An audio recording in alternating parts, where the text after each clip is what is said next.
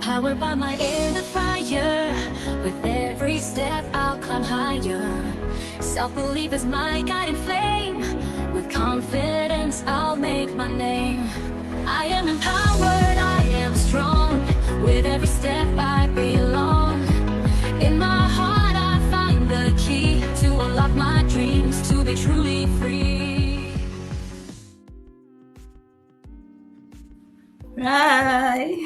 Hello. Hello! We're live! Hello, everyone. Hello. Yes. Kamusta mga ka-empowered? We're good. Malamig ba? Malamig ba sa inyo? How's your Malamig. weather? Malamig, yes. Negative 2. Minus Oh my God. 19. Ang lamig sa labas. Wow. Oh my God. minus 19. Yeah. Wow. My goodness. Poland Minus more than Malamigan tayo ngayon. Right, I remember. Alright, Minus so good morning, good afternoon, and good evening everyone, and welcome na naman po sa aming Empowered Women live chat. So thank you po for spending a part of your day with us. And third week na po tayo ng January, and as we are now in 2026, I want to take this moment to celebrate our community. So we have, I think, 946 action takers po last week. So yes, hooray, hooray, hooray. Our milestone achievers and all those who made brave moves. And of course, syempre, you who are quietly watching, learning, and preparing for their futures. Our global community continues to grow, and that that tells us something na more and more people are now asking themselves about what they're going to do about their future. So quick intro lang po, for those who are new here. I am Cheryl and I'm the host tonight. I'm a nurse, a mom, and a part-time business owner. I didn't come here with a big plan. I just wanted options that fit around my life. So that's why I'm excited for tonight's conversation. Then move straight now, okay? Before we hear from our speakers, I want to bring in someone who has walked this journey thoughtfully. No rushing, no pressure, just staying open and intentional about creating her options in life. Our co-host, Miss Lisa.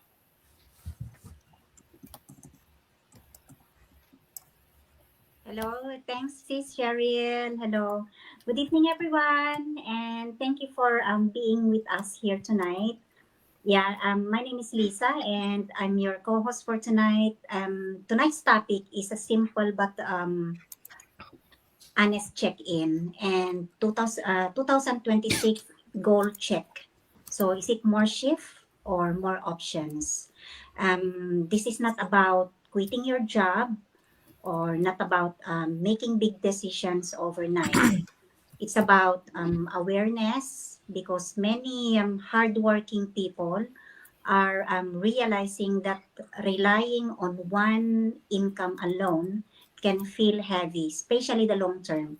So our live tonight is meant to be relaxed, honest conversation, nothing heavy, nothing forced. So so having a plan B doesn't mean you're unhappy where you are.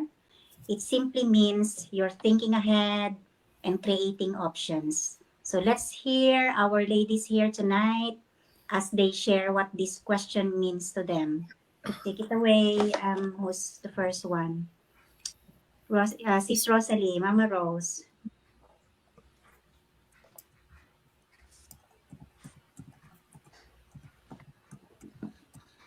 Mama Rose. Hello! Parang hindi ako nagalaw. Frozen ka. Frozen ako? Yeah. We can hear you. Yeah, so kahit ako'y naka-frozen, mic na lang ako kasi I don't know what happened in my linya. So hello everyone! It's Saturday na naman po. And we are happy to see you again tonight for our live session ng mga empowered women. Ha? Alam niyo po, empowered women, meaning talagang mga empowered ang mga kababaihan na kasama ko ngayon. So, ako po si Rosalie Isa, akong full-time dental assistant dito sa Padova, Italy. So, you heard it right, taga-Italy po ako. Ako po isang ina, isang simpleng Christian na naniniwala that God has more plans for us than just surviving paycheck to paycheck. Hindi ako naghanap ng options dahil galit ako sa trabaho ko. Mahal ko po ang trabaho ko. I love helping patients. I love serving people. Pero one day, tahimik kong tinanong ang sarili ko, Lord, hanggang dito na lang ba talaga ako? Ganito na lang ba forever? I started looking for options because I wanted security. Bilang isang nanay at asawa, gusto ko yung, alam mo yun, yung pakiramdam na kahit may mangyari, kahit magkasakit ako, kahit may emergency, may something akong pwedeng sandalan. Knowing that I have something else growing quietly gives me peace of mind. Hindi po ito pressure, hindi ito takot, kundi yung confidence na may ginagawa ako para sa future ko at sa pamilya ko, while still honoring God with my work. That's all for me. Back to you, host. Thank you. Si Cyrene. Hello! Hello everyone! Hello sa mga ka-empower ko. I'm back. I'm here again. Irene po, from here in UK, a nurse and a mom of 4, and a proud business owner. Yeah. For me, options means flexibility. More shifts and more options. Talaga nga po talaga bilang nurse, maraming shifts at nakakapagod. Pero hindi po ibig sabihin nun, hindi ko gusto ang ginagawa ko. Pero gusto ko rin pong meron ng flexibility. Yung pong meron akong option na I can do anything or I can go anytime, anywhere. Yung maluwag po yung schedule ko kasi alam natin lahat, being a nurse is very tight ang schedule natin. So, kaya po ako nagkameron nitong option to have a plan B. Isa pa, yung early retirement, yun po yung tina-target ko why I choose to be in this business. Kasi po, syempre, matagal na rin tayo sa profession, sa trabaho, with all the kids and everything. I think deserve ko naman na magkameron din ng konting, what I mean is, maging malaya ka earlier than expected. Kasi po, we know, here in the UK, ang pension age po dito is 67. So, hindi ko po, parang,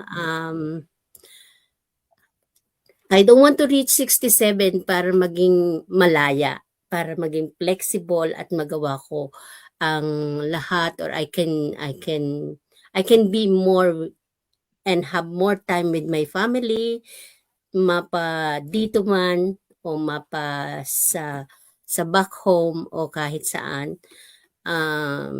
Yun po ang aking purpose for this business.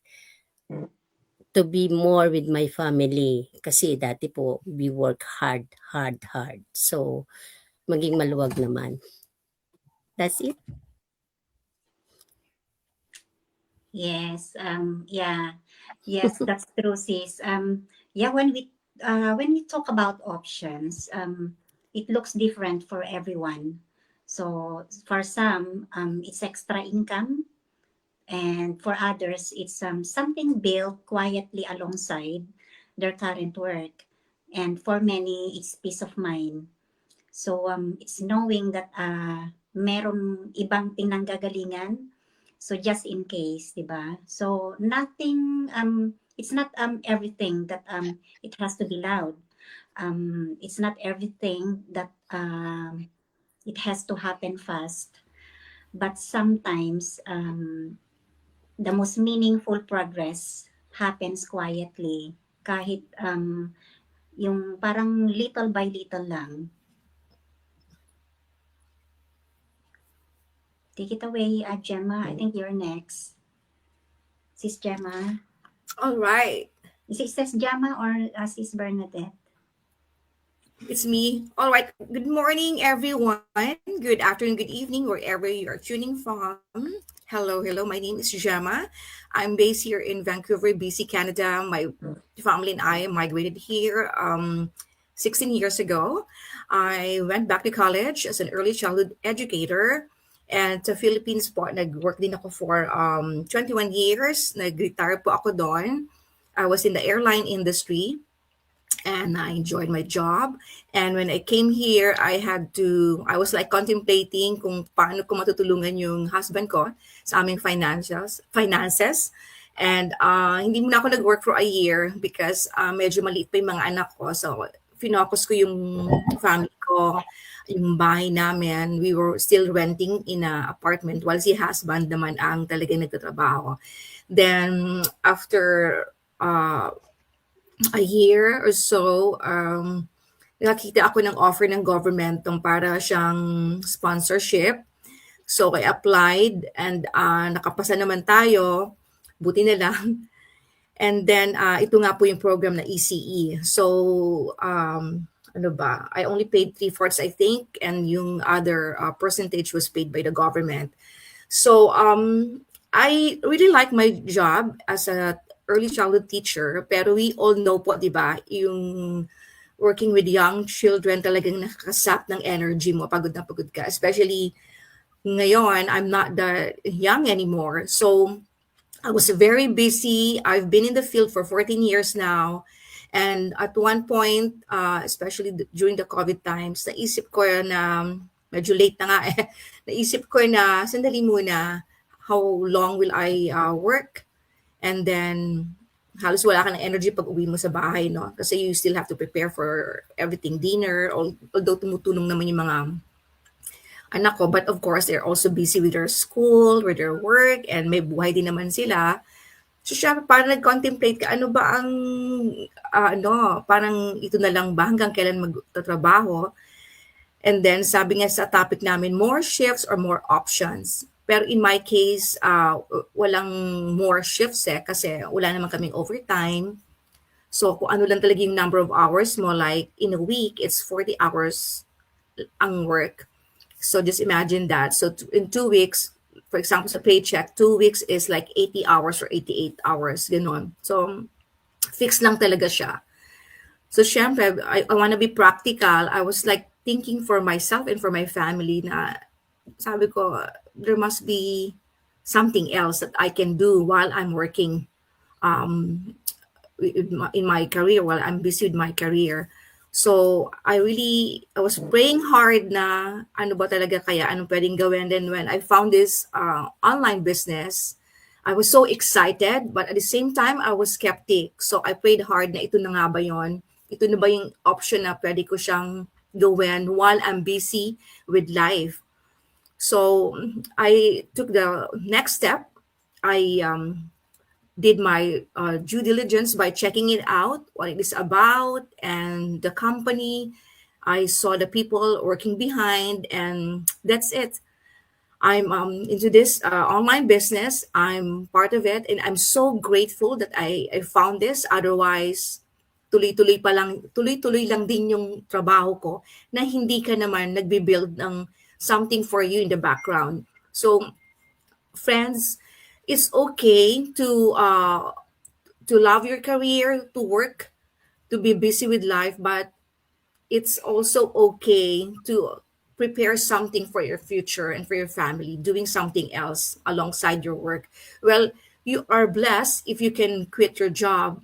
But the nice thing with this is you can do this business without quitting your job even. So that's me. Thank you so much for listening.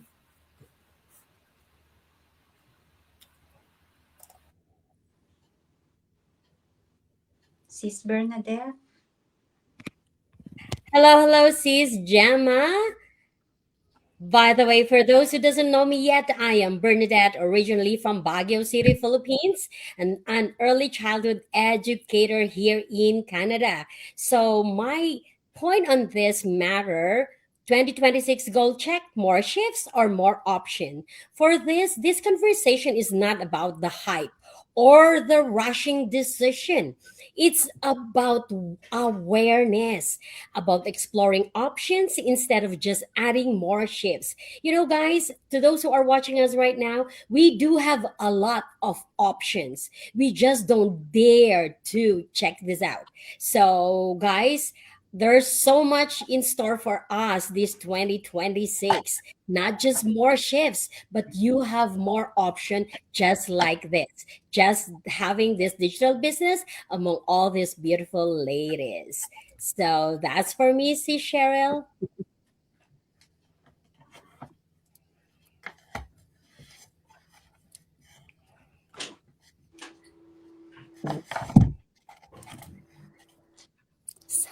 Mute, sis. All right, Sis Bernadette, thank you so much. And that really resonates, no? But being busy doesn't mean that you are progressing. It also means that you can be stuck.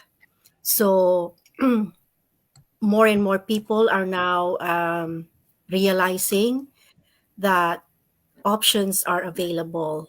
Yes. So I think the next one is Fe. Sis Fe. Where are you, Fe? Yeah. Thank you. All right. So, hello everybody. Hello ka-empowered. Magandang hapon, umaga sa inyong lahat or gabi.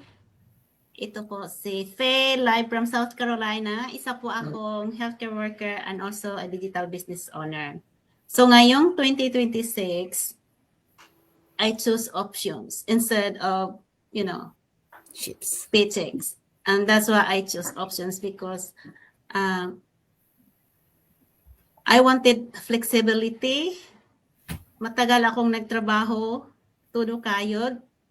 Ngayon, pipiliin ko na ako naman ang yung may choice ako na magtrabaho lalo na sa weekend. Ay ko talaga yung weekend. So may choice na ako ngayon. So I choose that option and also build this business that I can grow with flexibility. I can do on my own pace. Yung kahit anong oras pwedeng gawin. Kaya gusto ko ito, ang business na ito dahil ito ang parang nakikita ko na it align with what I wanted in my life. So, ito na ngayon. Hindi madali pero ginagawa ko. Minsan may mga challenges talaga. Ang daming challenges ko dito pero andito pa rin ako kasi gusto ko ang options na ito na magbibigay sa akin ng more flexibility, more time, more options to help. Kasi yun ang ko gusto kong tumulong. So, itong business na ito ang nakikita ko na magbibigay sa akin ng kasagutan sa sa options na pinipili ko ngayong 2026. So, ito lang. Back to you, host next.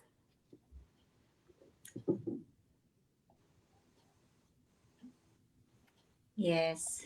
Yeah. So Sis Fe, that's how real options are built. Ika nga. Consistently, intentionally, tapos walang burnout. So hindi naman kailangang sabay-sabay, 'di ba? Yung progress still counts kahit mabagal. Basta you just keep going. So yeah, Sis Mary J. Hi, everyone. Thank you so much for having me today. I'm really excited to be here.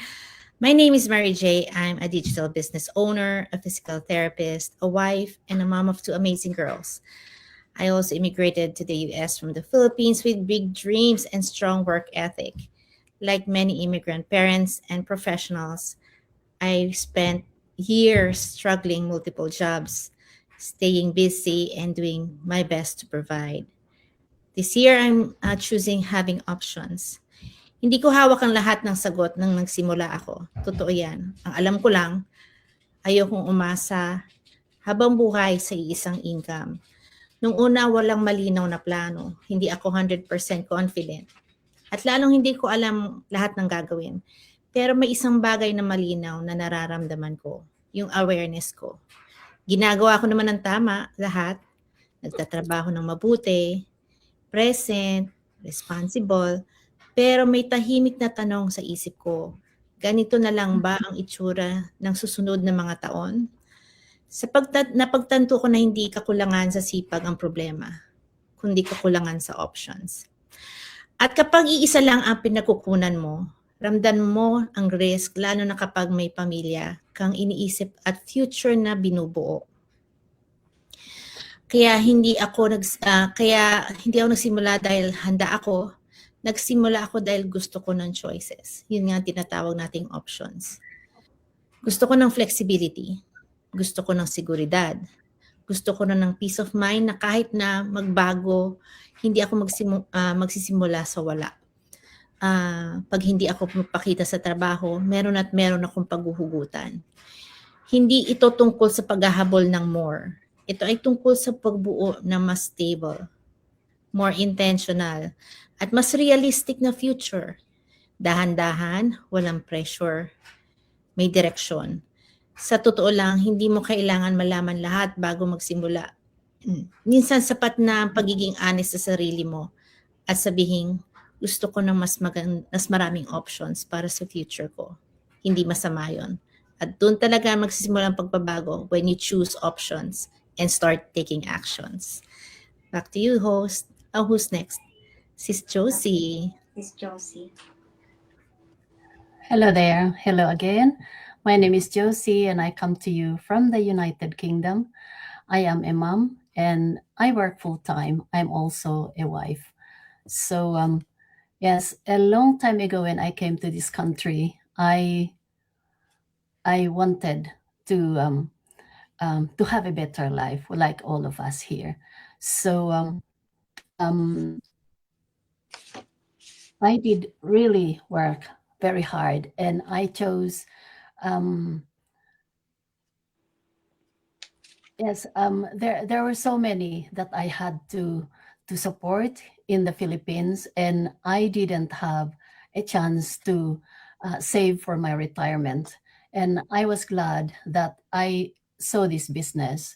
And we are talking about options. So I chose this digital business and I've been quite busy, but being busy doesn't mean growth, and growth doesn't always mean doing more.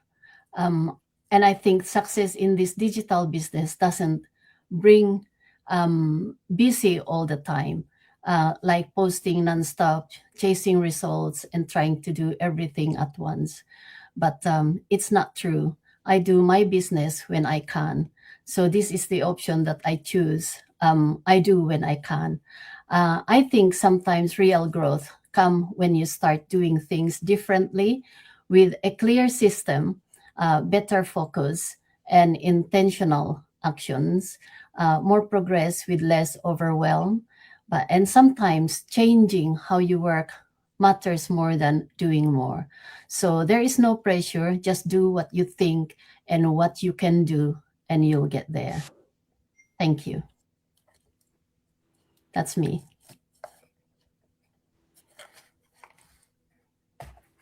Back to you, host.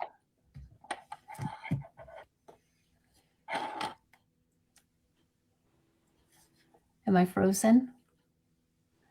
Sis Hello? Cheryl. No, you okay? Yeah, You're that's okay. me. Short, very short. And I stuck to the topic, so yeah. All right. All right. I think it's Cheryl? Okay.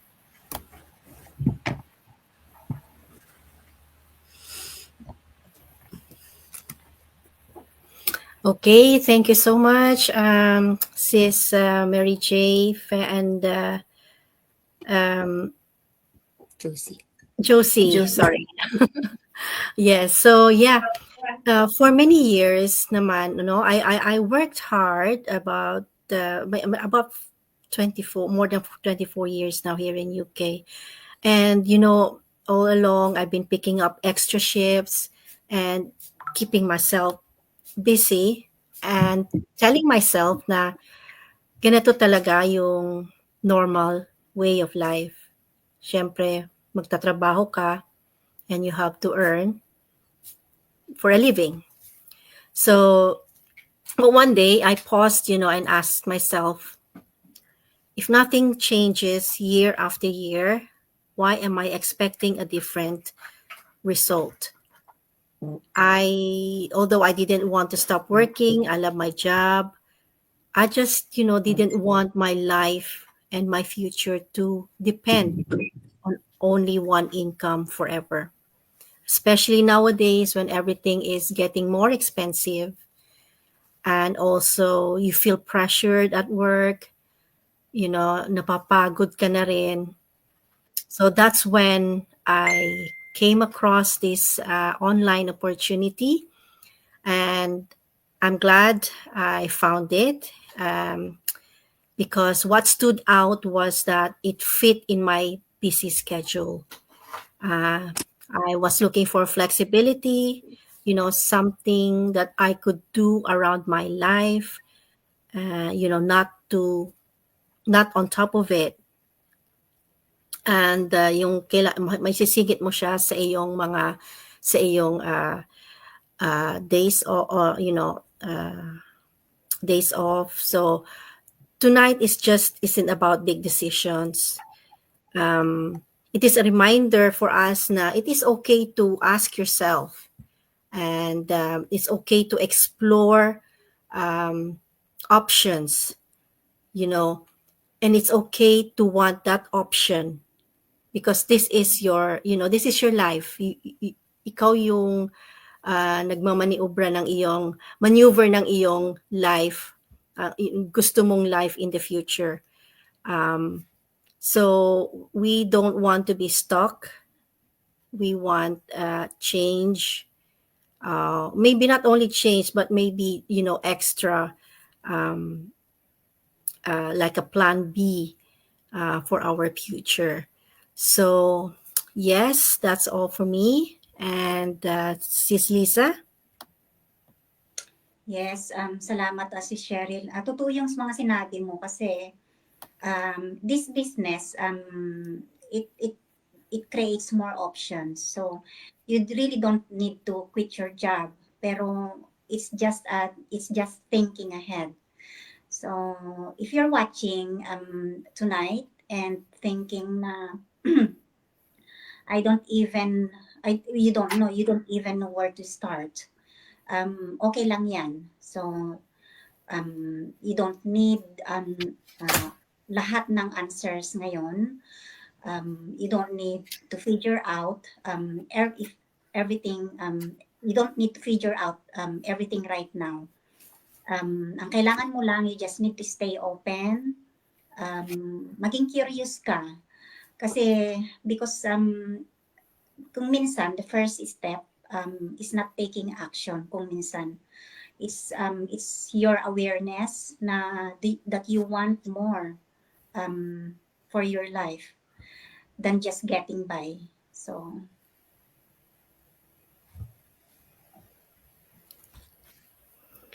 Thank you, Sis Lisa. Yes, so tonight po really comes down to one question.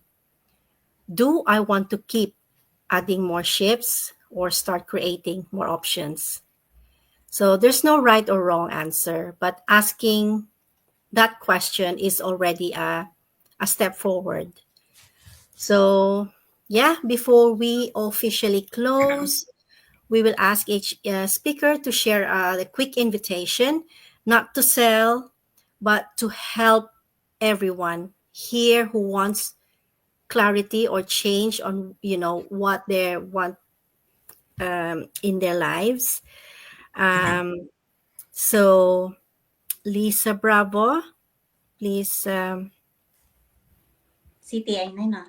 CTA, yes, please. Yeah, yes, to everyone thinking, so if this conversation made you think na beyond just adding more shift, just feel free to message us or message me or go to our websites. Nandyan sa screen namin. So you choose kung sino yung medyo matipuhan nyo. Lahat magaganda. So pili lang kayo dyan sa screen namin. Or go to my website kung gusto nyo na rin namang pumunta sa website ko. Pero pare-pareho rin lang ang content. So my website is www.mamalisa-an.com.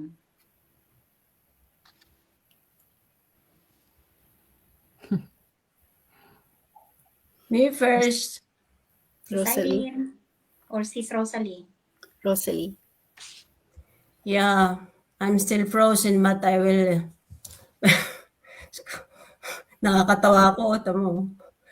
But hello everyone! Continue pa rin ako kahit ewan ko kung ano tsura ko dito. Yeah, keep But going. thank you for watching us tonight. So it's nice na nandyan kayo and I'm sure na may mga naka-resonate sa ating istorya or sa ating live session tonight. So, if this question is stayed with you or this video, this live resonates with you at gusto mo nang makahanap ng option na pwedeng gawin kahit full-time ka, kahit nanay, kahit busy ka, feel free to reach out and I'd love to share what I'm doing. What my website is www.rosalico.com. Be inspired and God bless. Sis Irene. Yes. If you're open to learning about options, connect with any one of us here. Pili na lang po kayo kung sinong pinakamaganda sa lahat. And kung akong napili nyo, so connect at www.irendelrocks.com. And I will help you. Hi again to all our viewers, followers. So again, my name is Gemma, and if you're planning for a long time goal like a retirement approach roadmap, I can help you with that. I can talk to you about it. Just register on my website. It's here, www.gemmavramos.com, and it's complimentary, so wala pong obligation sa part ninyo. And yeah, I would love to talk to you. Thank you so much. Hello once again. So if you're craving clarity, not pressure, and you feel a pull towards something more sustainable than just getting by, this space is for you. Because wanting more doesn't mean you're ungrateful. It means you're paying attention. So you can go to any of our business website, but my website is www.bernadettejourney.com. Hello, everybody. This is Faye again. If you want options in your life instead of burnout, reach out to any one of us here or whoever you are. You'd like to be a mentor. We are all a mentor here. So here's my website, www.faycats.net. All right. Take action. All right, sis. All right. Energy. If anybody, if our story resonates with you and you think we could help you out, message us. My name is Marie and my website is www.mariejstewart.com, and we'll be gladly to help you out or any of the ladies here of the Empowered Women Group. See you on the inside, guys. if you are ready to ask better questions, let's talk. You can choose one of these beautiful ladies, whoever you fancy, take your fancy here. They're all beautiful. Then get in touch with any of us. My website is www.kimayongjslifestyle.com. Thank you. All right. So yes, so if this conversation resonated with you, you can message me or any one of us here or comment 2026. My website po is www.cheryl-young.com. And yes, maraming salamat po for being a part of Empowered Women tonight. Just remember po, keep showing, keep believing, and remember, you deserve options. Marami pong options. And one of that options is our online business. So, yeah, don't forget, send us or register your email and address to any one of us. And we will be happy to guide you. All right. So, thank you po. From UK, US, Italy, yeah. Tama, no? Canada. Canada. So, yes. Pili lang po kayo dito sa magagandang dilag. Nandyan lang po ang mga website namin sa harapan namin.